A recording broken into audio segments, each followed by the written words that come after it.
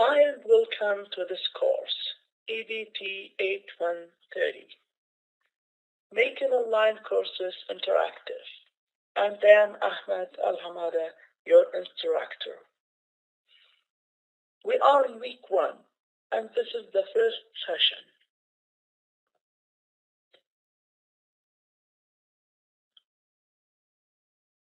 Here I have several reminders.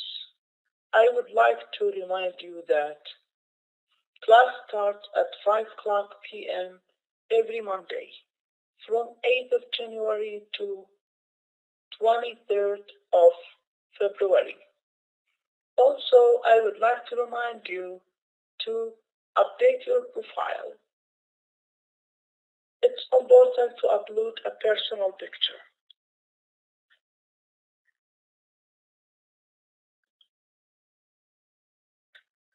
Another reminder, to make sure that you don't have any problem to speak or to listen, it is vital to turn Audio Sit-Up Wizard. There are 2 ways to do that. You can go to the Tools tab, Audio, then Audio Setup Wizard, or you can go directly to this icon. Also, put your electronic hand down by clicking on this icon. Put your phone at the silent mode or turn it off. Please close the door. Put Do Not Disturb sign. Now it's time for learning objectives. By the end of this session, students will be able to give a definition of e-learning, also define the community of inquiry, define the 3 elements of community of inquiry framework, list some advantages and disadvantages of e-learning. Let's move to the next slide. For this course, you must have this textbook, which is E-Learning in 21st Century, a Community of Inquiry Framework for Research and Practice by Dr. Randy Grissom. It's okay to have an electronic copy of this book, if you like. Now it's time for the big idea. The big idea of this course to understand the benefits and applications of the new technologies to improve our educational experience. Now it is time to introduce ourselves to each other. Now, pause this recorded session and send any information you would like to share with other class participants. Send this information to Icebreaker section of the class discussion board. We'll come back. Let's start by giving a definition of e-learning.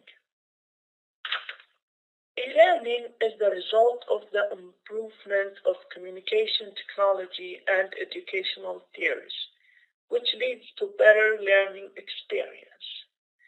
It is important to understand that e-learning is not just using new technologies without improving the other elements of learning process.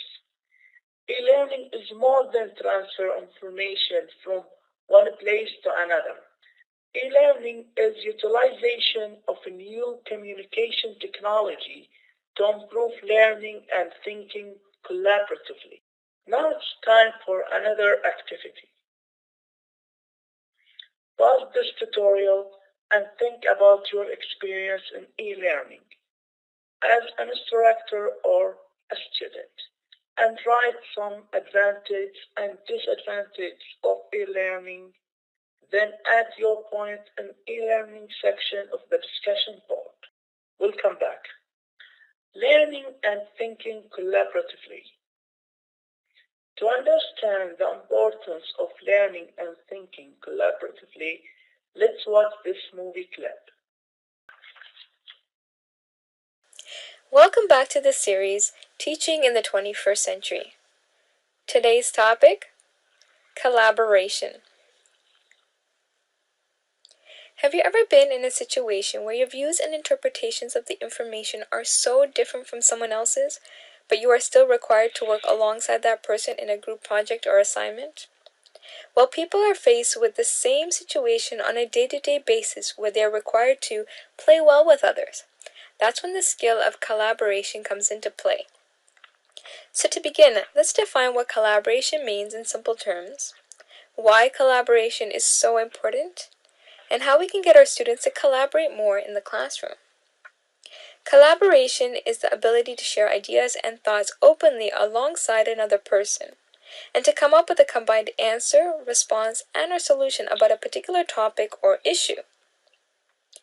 It is the ability to combine different notions, beliefs, and theories into one concrete explanation and/or solution that is reflective of the diversity of the group itself. Cooperative learning is a key aspect to collaboration. It is the ability to work with more than one person toward a desired goal. It is the idea of working together or teamwork towards something that cannot be achieved on one's own. So why is there so much weight placed on collaboration? We are surrounded by thousands of people, all with differing perspectives and standpoints on various topics and subject matters. So what happens when you are placed in a position with someone of opposing viewpoints? As you know, the situation can get tenuous. But if the person knows how to deal with the situation and has the ability to collaborate, join forces, and pool resources together, the person has an easier time integrating and understanding the other person's position and therefore allowing both individuals the ability to voice their opinions and openly work together towards a common goal. To take it a little further, the idea behind collaboration is giving a person the ability to view information from many angles, allowing them to see or understand something that was not recognized before. Knowing how to collaborate establishes a foundation for more than just one skill. It plays on skills such as communication, time management, problem solving, resource allocation, and many more. The benefits of collaboration are endless. Join us on part 2 as we look at how to get our students to collaborate more in the classroom. Community of inquiry. Inquiry is the searching for personal meaning and share this understanding with others to confirm this understanding and get feedback. A community of inquiry is the place where students listen to each other with respect, support and challenge their ideas, help each other, and get inferences from their discussion. Community of inquiry is a collaborative method to thinking and learning. Now it's time for community of inquiry framework. The community of inquiry framework is a general coherent structure of a transactional educational experience. Its main task is to observe and manage the dynamic for thinking and learning collaboratively. It represents a process of designing and providing deep learning and thinking through three elements. These three elements are social presence and cognitive presence and teaching presence. Now it's time for another activity. Pause this tutorial and go to this Google Doc link and under your name type a definition of social presence, cognitive presence, and teaching presence. You can find an active link of this document in the chat. We'll come back. Social presence. The definition of social presence: the ability of members to develop personal and effective relationships with each other by communication in a safe environment. How to improve social presence in your classrooms? There are some activities that help you to get this.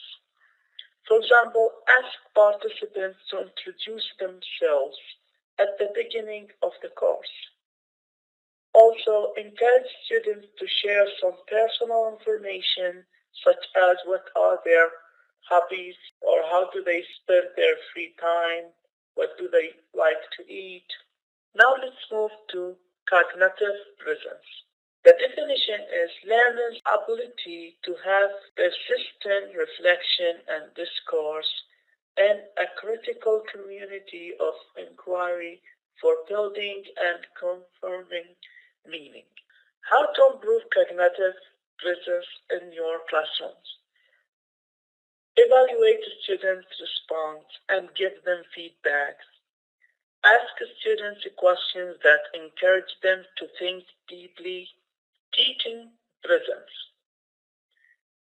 The definition is design, facilitation, and direction of cognitive and social processes for the purpose of realizing personal, meaningful, and educational worthwhile learning outcomes. Another definition, designing and developing the course and supporting the learners to have deep understanding. To improve our teaching presence in classroom, you can set a clear syllabus of the course, respond to students' questions as soon as possible. Now, pause this tutorial and write a definition of each one of these three presents and compare them to your previous definitions.